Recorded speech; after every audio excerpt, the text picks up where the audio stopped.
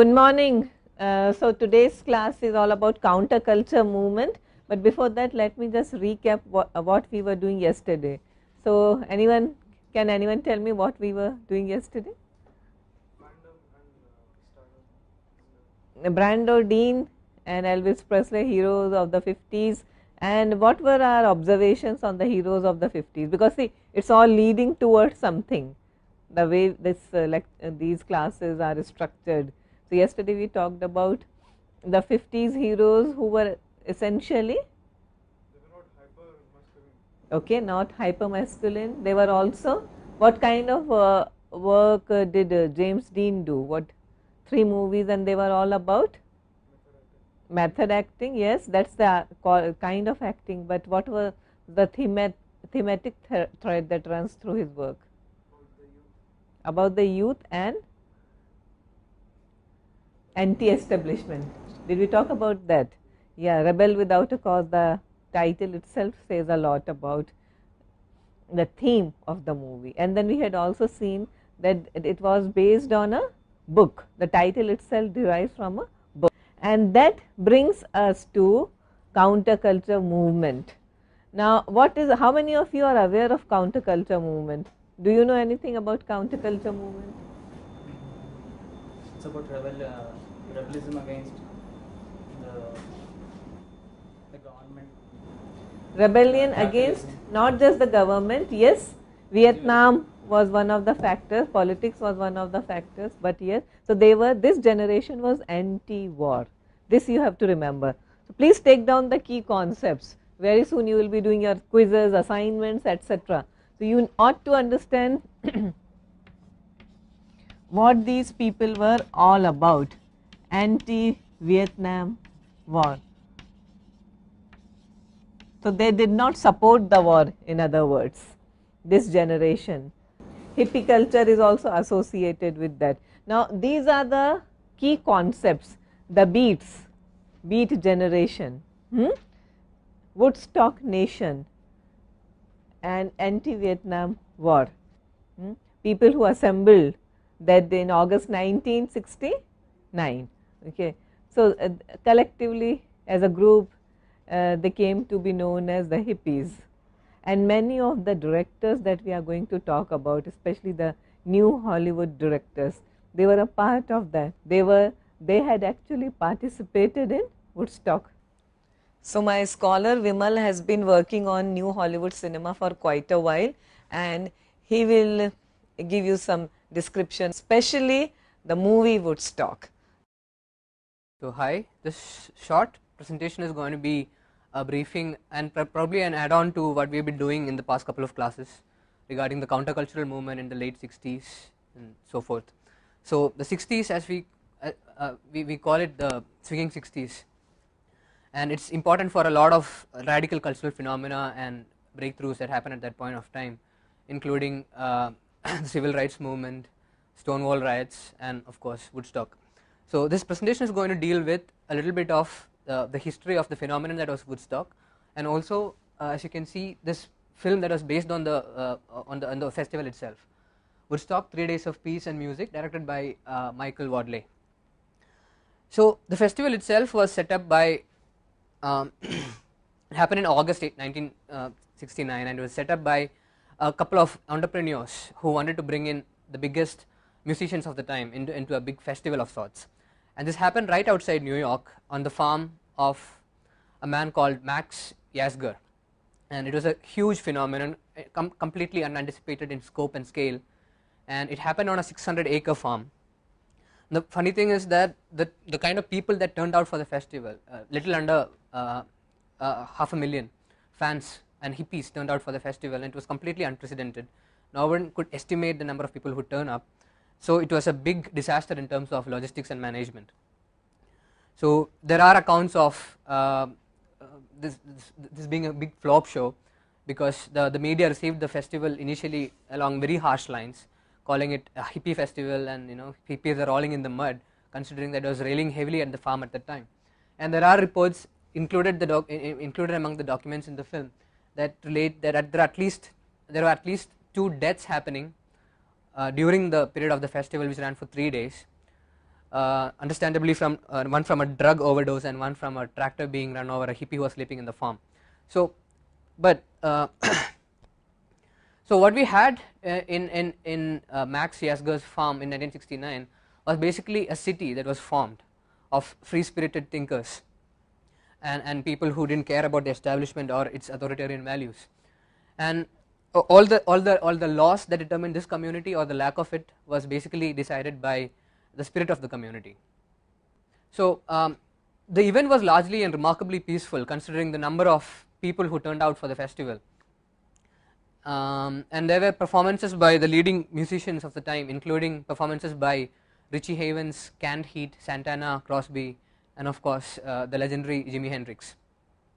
And the instance of Hendrix performing for a 2-hour set and his psychedelic rendition of the Star Spangled Banner, which happens to be the national anthem of the United States, is a very iconic moment.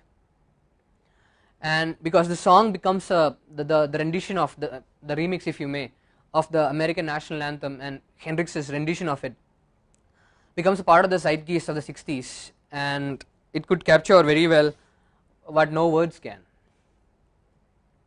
And the picture of Hendrix performing this song in his white leather jacket and the red headscarf becomes the iconic image that defined the 60s, the swinging 60s. However, unfortunately,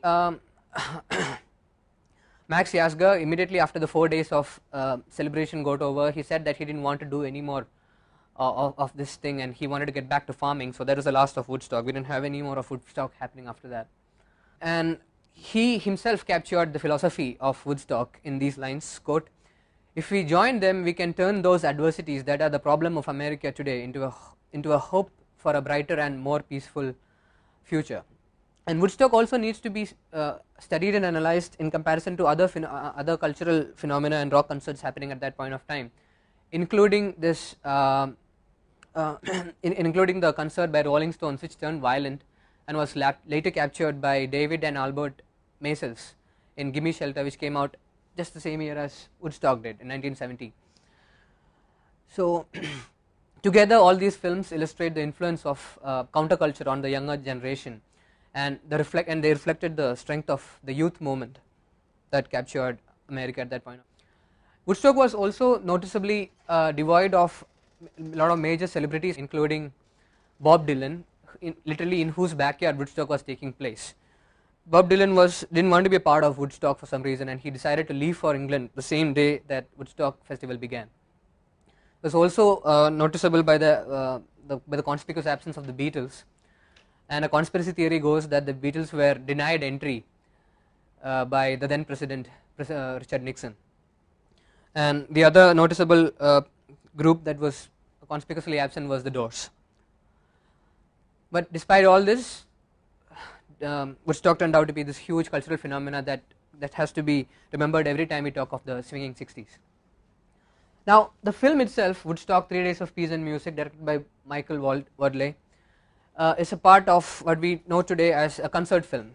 A concert film is a film that records a concert, a live performance, or a band of musicians, or a band, or maybe even it can also it's a blanket term that can even envelop a performance by perhaps a stand-up comedian. Concert films are edited over the course of many performances and are staged with multiple cameras, and then the film is spliced together, and they can be considered to be a pseudo documentary, a quasi documentary, and some people go to the length of calling it as a rockumentary. This particular film under consideration provided a definitive look at the 3-day countercultural rock concert which was held in upstate New York, and along with other prominent rock concert films to come out during the generation were number one, Let It Be, which came out in 1970 to basically filming the last get together of the Beatles, as well as the film that we just talked about, Gimme Shelter, which was notorious for deploying Hell's Angels as security, and which saw the murder of a black man as the Rolling Stones were performing live on stage. This film it's important along many lines, and notably because it subverts the rock concert energy that you normally associate with a film about rock music and a show of this kind. In one of the most memorable sequences of the film, as the film opens, we have canned heats serenely propulsive going up the country, flooding the open farm, and we see herds of hippies walking up the field in upstate New York, forming a tide and gathering onto a big fleet. This is this is spliced with an image of hippies dancing and swaying against the twilight sky, which kind of gives out an impression of the hippies invading the Garden of Eden. So as a documentary, Woodstock aims to do two prominent things. Number one, to record and document this huge phenomena, and number two, to provide a social comment on America, in particular the ongoing trouble that they had with Vietnam at that point of time, and using the festival as a sort of antithesis to the society as they saw it. It's also permeated with images, with radical and iconic images of people of religion. We have Swamijis from California and nuns all flashing the peace sign to the camera. Cops on the scene eating popsicles, and the army dropping blankets, food and flowers from their helicopters. The film was edited by Thelma Schoonmaker and, most interestingly, Martin Scorsese, and was released in 1970. The history behind the making of the film is quite an event in itself, because R.T. Cornfield is who was one of the promoters of the festival, approached a lot of Hollywood producers in an attempt to get financing to document the festival, and he was turned down by a lot of them. And finally he knocks on Fox's doors, on Warner Brothers, where Fred Weintraub, he was an executive there, promised to give him $100,000 to make the film.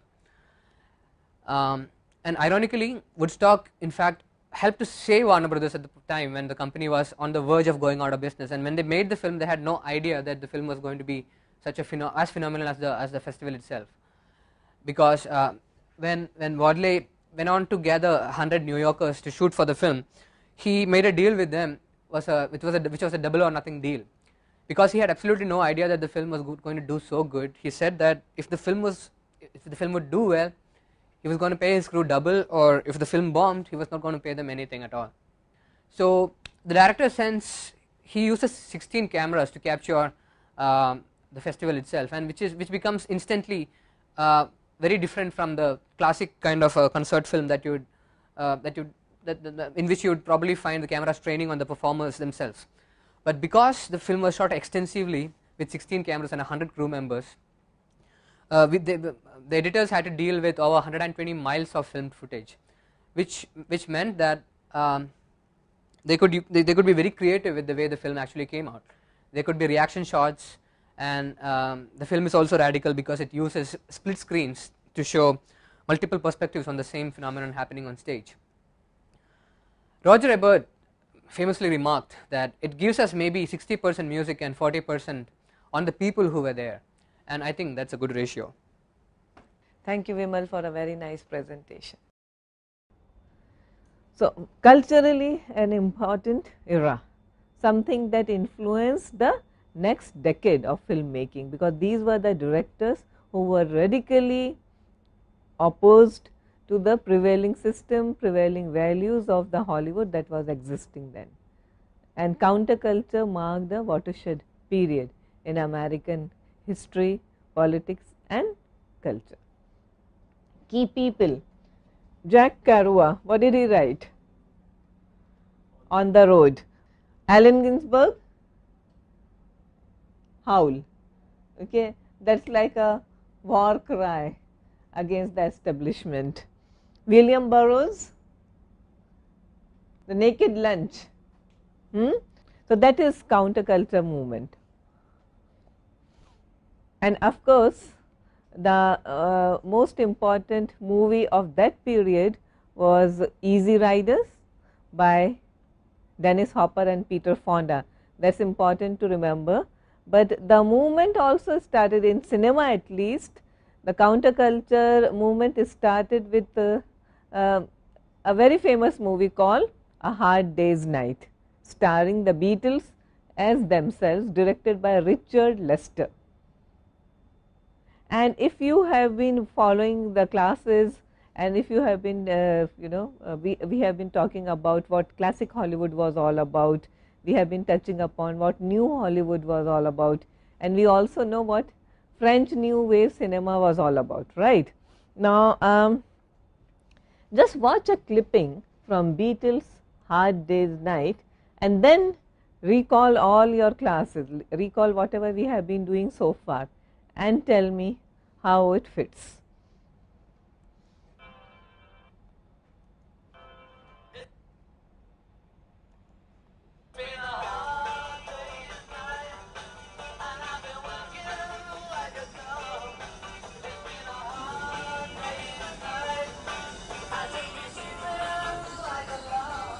Let me tell you the year, it's 64, 1964.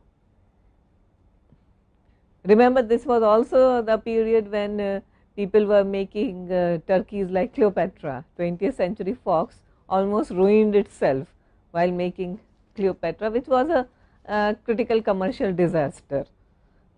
But why do you think this movie made it so big? It's all about Beatles playing themselves.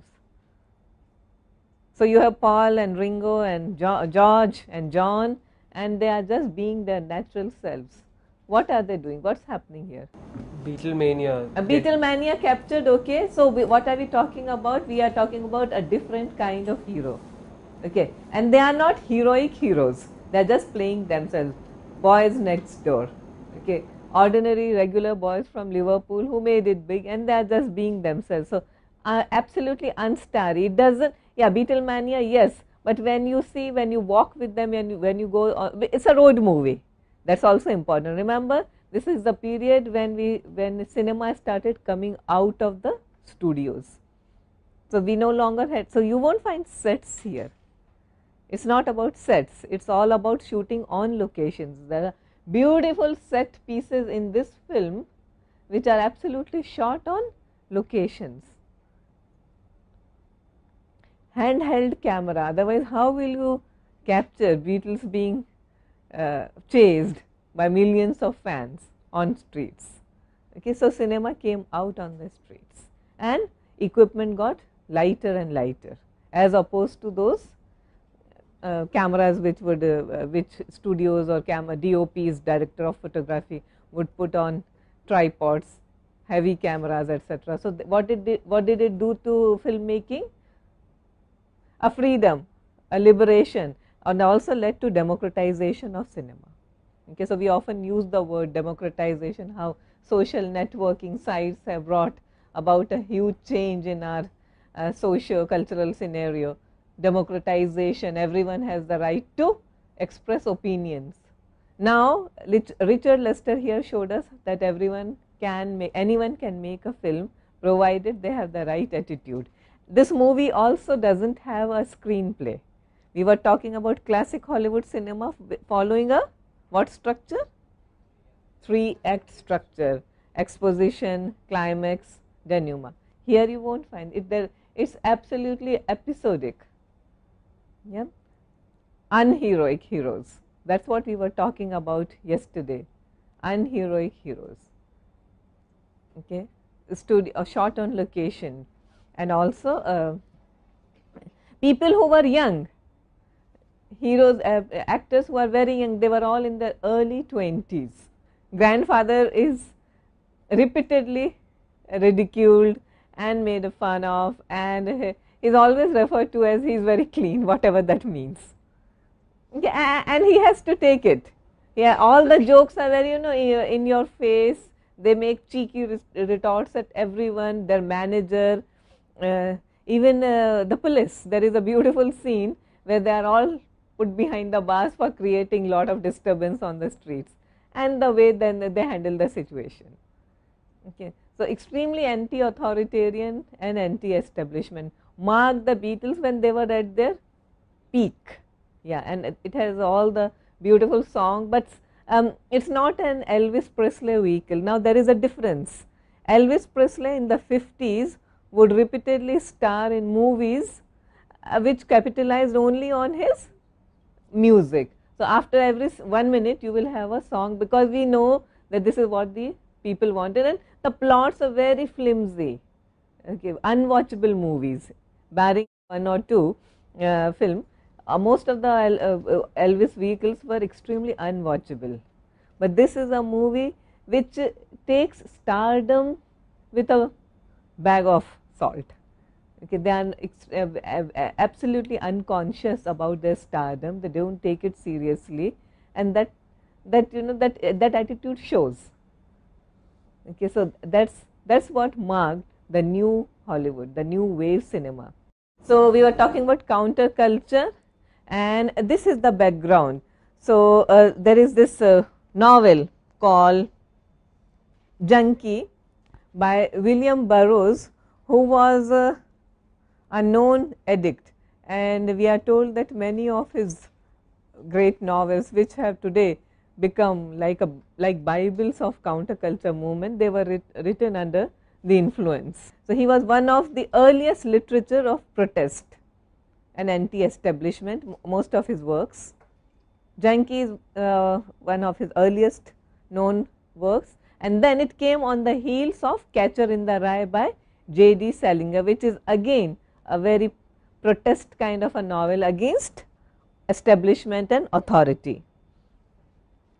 Another important book, 1956, Allen Ginsberg, Howl, and it begins famously with the well-known lines, "I saw the best minds of my generation destroyed by madness, starving, hysterical, naked." Okay, so that's a howl, that's a protest literature, and protest against what?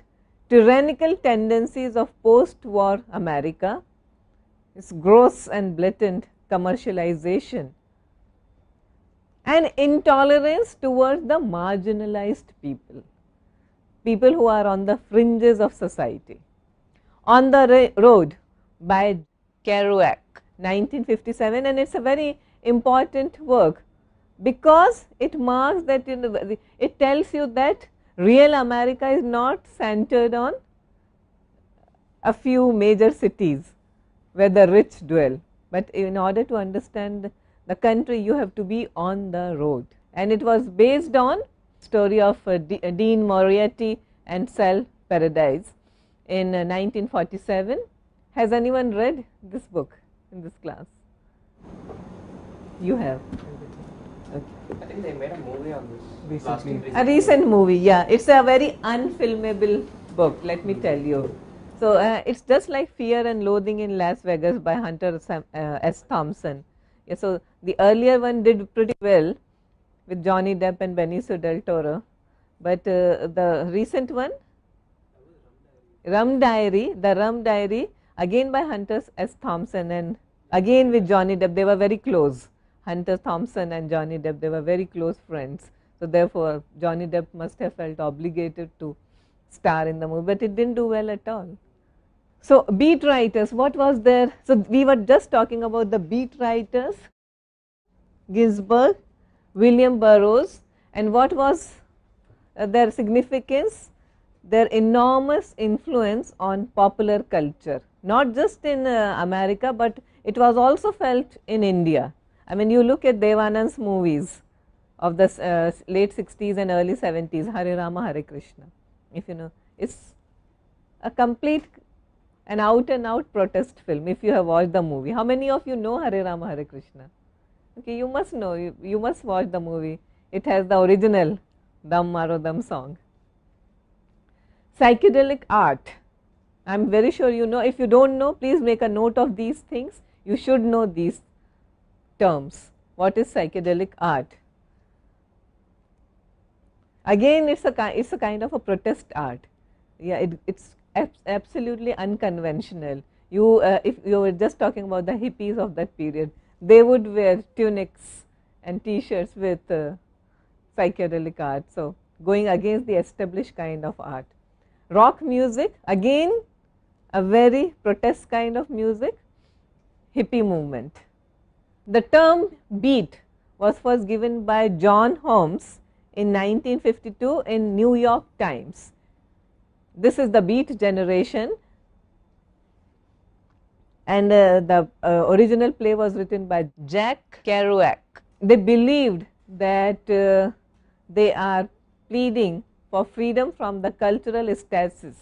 You know, the society is in a state of stasis and it needs some dynamism, okay, it needs a revolution, and that's what the movement, that's what the practitioners of counterculture movement thought they are going to bring about.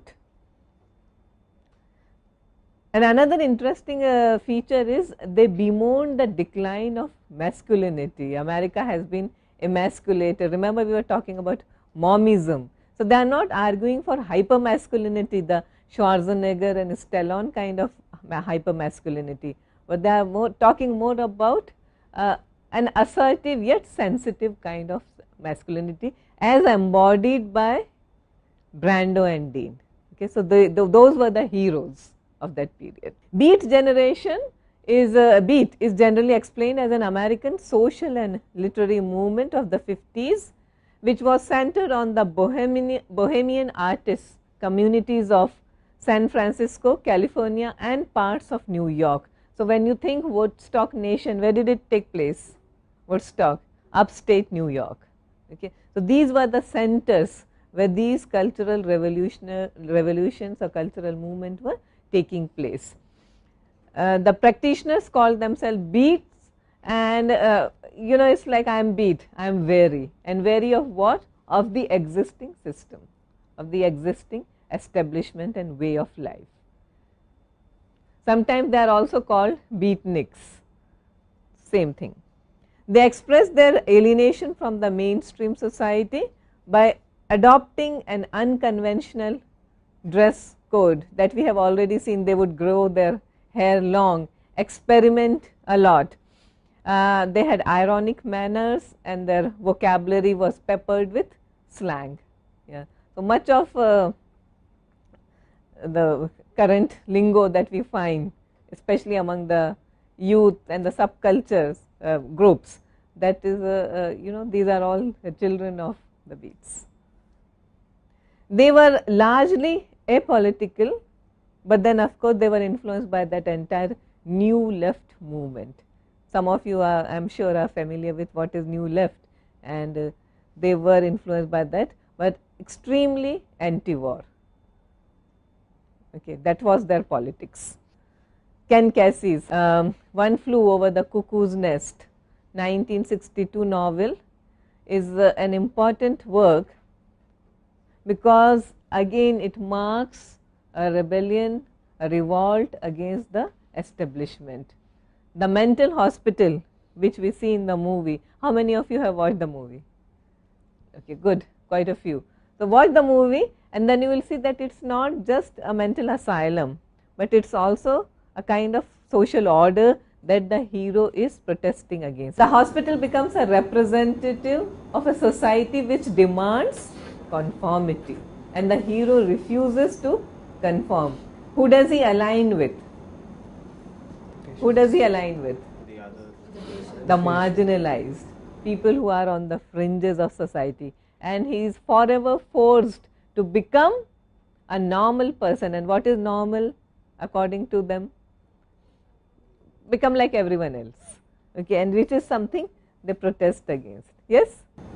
So, One Flew Over the Cuckoo's Nest, in other words, depicts the perils of living in a society where conformity is the key to survival, and that is what the hero protests against. That is the movie which made Jack Nicholson a superstar. Which was his most well known work before that? Easy Ride. Now, Woodstock Nation. Woodstock Nation is a term coined by Abbie Hoffman, a journalist, and there was another sociologist, a cultural critic, Bruce Schulman, who said the counterculture relied on music as a means of communication, a communal ritual, a gathering of the tribes. This is important to understand the role of music, but there was a period in history where music served to reunite a group of like-minded people, and this is important. This is the relevance of Woodstock. And later on the term came about Woodstock Nation. But then we were talking about all these great Hollywood directors who first participated in Woodstock Nation. They came together. Scorsese, we were just talking about that he was one of the participants, and later on he made a movie based on it. It was a documentary. I am not talking about the Ang Lee movie, which is pretty recent, but there are a couple of documentaries on these rock stars and Woodstock movement by Martin Scorsese. Martin Scorsese is a renowned lover of music. I am sure all of you know that. He has made a documentary on Bob Dylan also. Yes, and I am sure that Michael Jackson's Bad.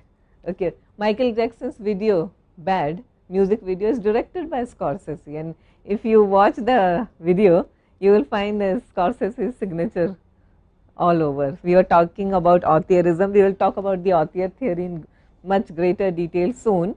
But then you go and watch Bad, Michael Jackson's music video, and you will find how Martin Scorsese leaves his stamp, his footprints all over. So what was Woodstock? Just to recap, it was a 3-day music festival organized in New York in 1969. Essentially, it was to participate in a music concert, and it was open air, and where people would just chat, hang around together, the so-called cool people, group of people coming together, like-minded, anti-war and all that. So soon it became a sort of community. Yes, and then who were the greats who participated, who performed at this event? Jimi Hendrix, Grateful Dead, and numerous others.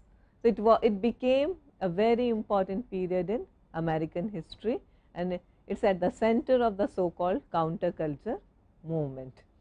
Okay. Some of the books that detail Woodstock and its influence on counterculture movement, they are Woodstock, the Oral History by Joel McCower, and Back to the Garden, the Story of Woodstock.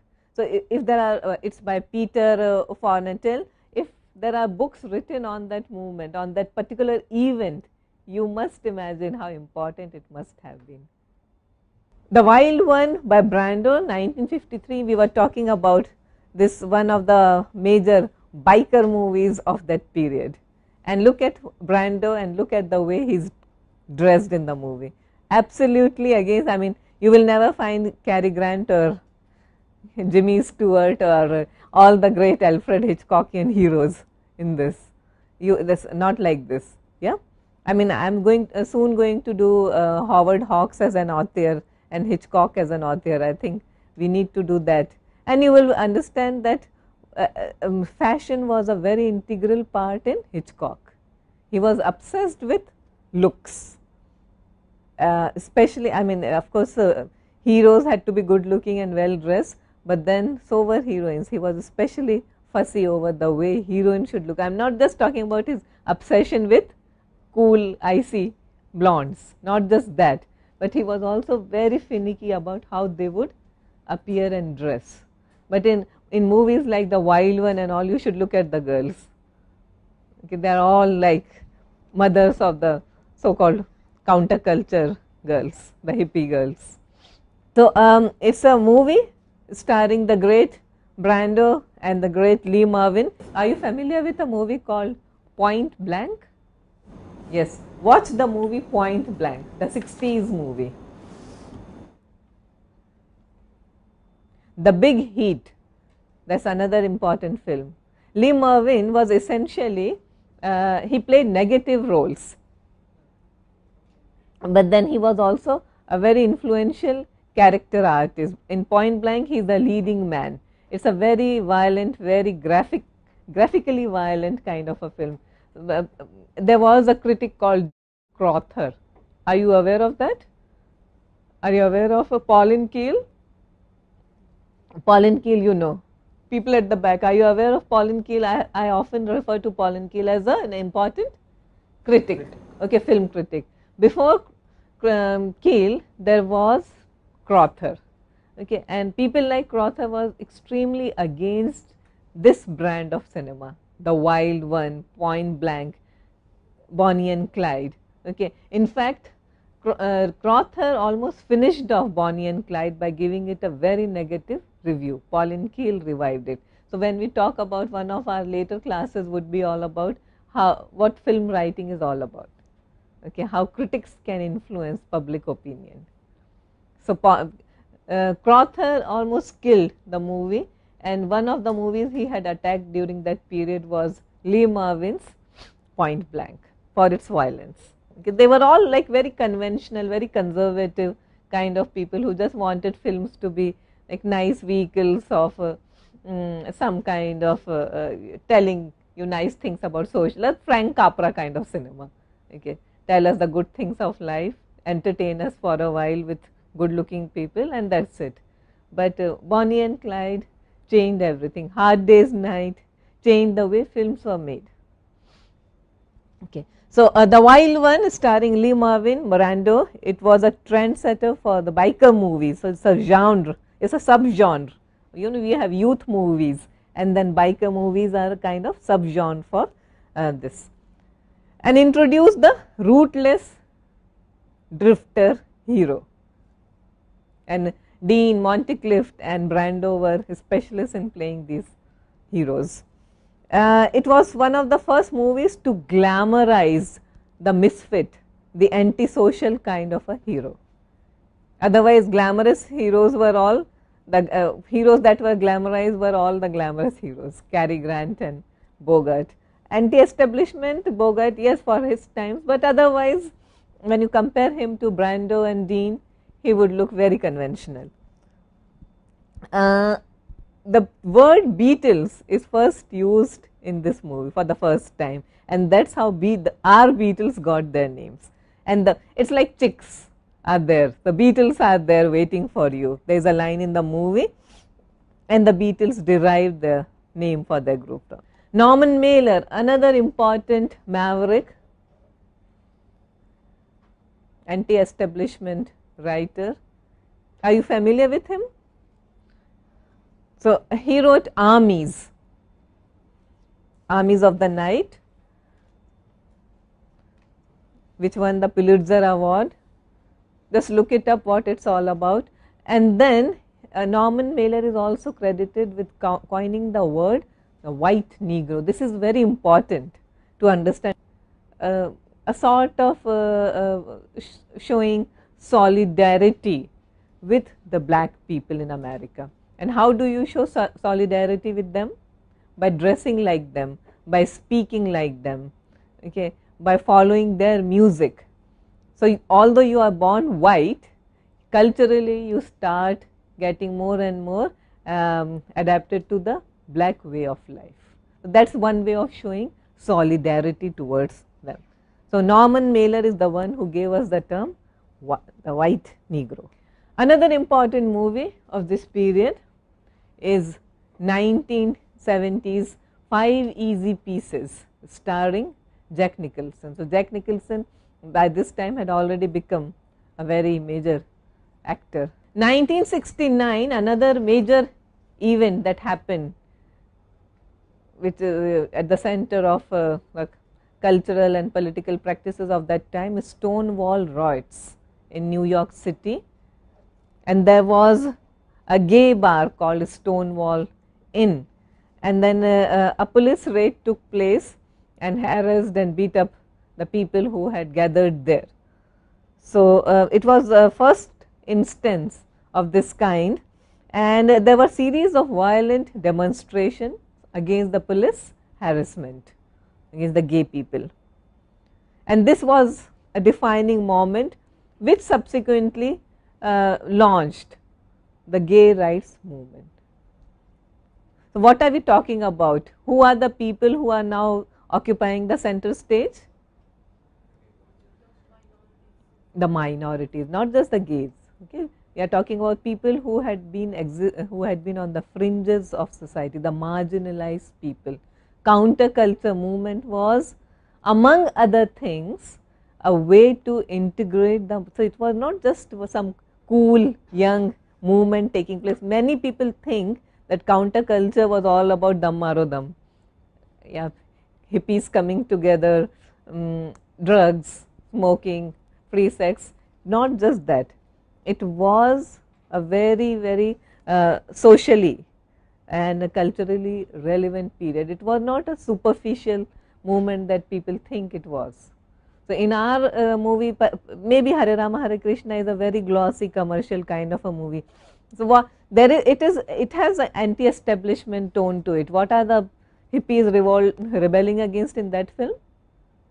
Who are they? Who are us and who are them in that movie?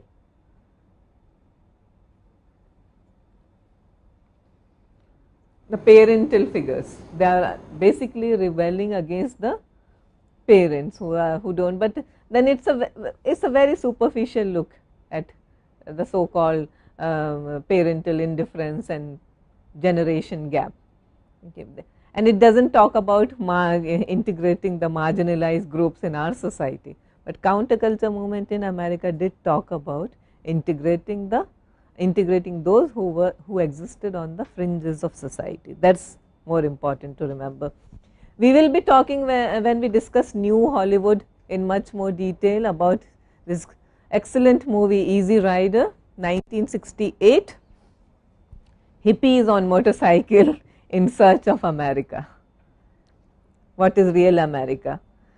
Even the names White Earp and Billy the Kid are derived from the Western heroes. But now the bikes have replaced horses. So they are still the Western heroes, the essentially outcasts, misfits, the outsiders. But it's only that instead of horses we have bikes.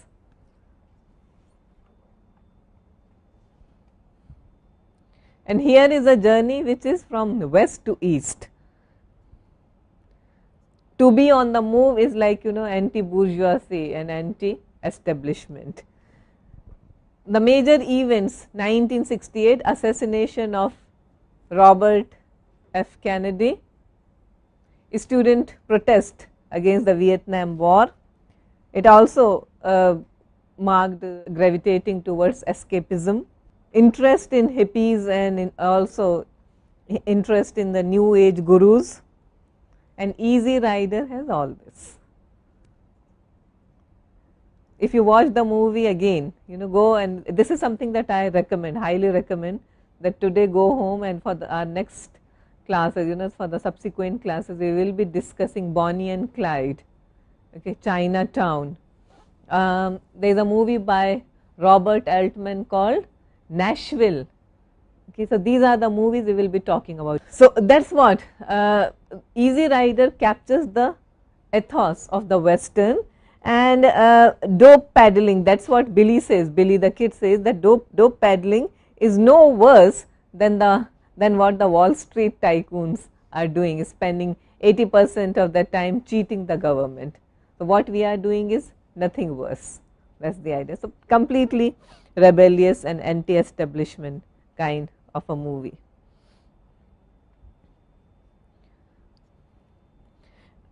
Interestingly, they pay their homage to the Beatles. Beatles by 1968 were not the Beatles of 1964. Okay. In 1964, in A Hard Day's Night and in Help, they were something very different. By 1968, they had come under the influence of all these things we have been talking about. Okay. And John Lennon was not the John Lennon that you see in A Hard Day's Night. So there is a stranger who appears in this movie who looks a spitting image of John Lennon. So it's a homage to the Beatles. Jack Nicholson, of course, came into limelight with the movie, and then also there is a reference to living life in a commune, settlements of people trying to escape. But then the movie also says that gross individualism, the stark individualism of American literature or something that America preaches so vehemently may not necessarily be a solution to all the problems, because times have changed.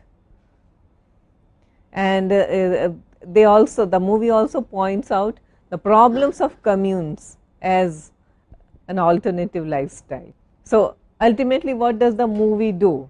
Yeah, it is a kind of a subversion of the great American dream. They are contrasted with the with those who are people who are the conformists, the rednecks who shoot them down at the end of the movie. Just watch the movie, because if I just keep on talking about the film, you wouldn't understand. But why do they get killed? Not because they are peddling drugs, but because not conforming. But how does it appear to the rednecks that they are non-conformists? They look different. Yeah. They dress up differently. They are on motorbikes which are of a very different quality or make than what normal people, what the regular people would ride. They wear their hair long. Okay, they look different. So therefore, they don't deserve to live among these people. So it's, in other words, it's also a cautionary tale. Okay, that this is what America has turned into. There is no place for anyone who is not, who doesn't conform to the norms. Easy Rider, of course, became a cult film. It's at the center of the entire counterculture movement, and its cinema marked the beginning of new Hollywood and brought attention to Dennis Hopper and Peter Fonda, and Jack Nicholson, filmmakers who reacted against the standard and conformist fare.